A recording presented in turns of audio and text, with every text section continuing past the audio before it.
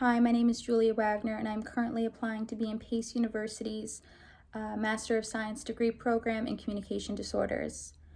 For starters, with my education background, I attended SUNY Oneonta and graduated in December of 2018 with my Bachelor of Science degree in Psychology, and I am currently in my last semester at SUNY New Paltz in their post-baccalaureate program for Communication Disorders.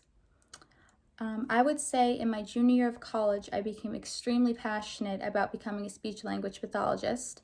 I chose psychology as a major initially because I knew I wanted to help people. I just wasn't sure in what capacity that was. And when I started shadowing a speech language pathologist over one of my winter breaks, her name was Tina Donnelly, and it was at my mother's nursing home care facility that she worked at called Lutheran Care, and she primarily worked with elderly patients who had suffered from strokes, and it had affected their speech and their memory greatly. And I was able to do many sessions with her throughout the weeks, and during that time, it really showed me the amount of patience and empathy and compassion Tina had for these patients, and how much she was able to really help them meet their goals, which I felt was very important. She really, no matter if a patient seemed the same as another on paper or if their diagnosis seemed very similar, she treated each patient individually, and she based their specific treatment plan off of what their personal goals were and what worked best for them individually. And she also incorporated their families into that as well, which I feel is extremely important, and having them also understand and see what they go through in order to better help their loved ones as well.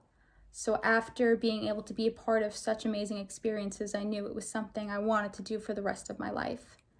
Continuing with that, the last semester of my senior year of college, I actually created with someone named Samantha Stressler a student-led program through ASHA at SUNY Oneonta, and we were able to go to Colombia, South America for a few weeks that November, and we were able to treat children between the ages of 2 and 7 who had certain hearing loss and communication problems. And we brought audiologists and speech language pathologists down to treat them and diagnose them, which was amazing to get them the right treatment plan going. And what was even better was the use of telepractice that we had once we had to leave. They continued with their treatment and with their sessions through telepractice.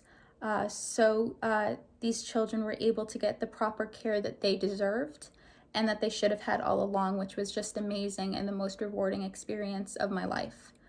I feel that these qualities and these aspects of what I went through when it comes to the trip and with my experiences with shadowing and interning can truly impact my performance in this program and what I want to bring after this program. I realize being a speech language pathologist, there's so many different aspects of it, and it includes being patient and being compassionate and understanding and a good listener to your specific patient. And that's what I want to be able to give to someone else, and I want to be able to help someone based off what are goals they need to meet and what is important with their development at the time. I feel to be an effective communicator, you, for starters, need to be a good listener, whether that's just sitting and realizing what someone's saying, or just on a speech language pathologist side, listening to what your patient wants and what your patient's needs are and what your family's needs are. Those are the most important aspects of being an effective listener on our end. And I feel non-verbal communication is such a huge part of being an effective communicator too, especially for those who aren't able to verbally communicate. Just through gestures and eye contact and through signing, those parts are so important of communication and aren't looked at as communication enough to so many outsiders who don't understand certain implications that different communication disorders can have on a person.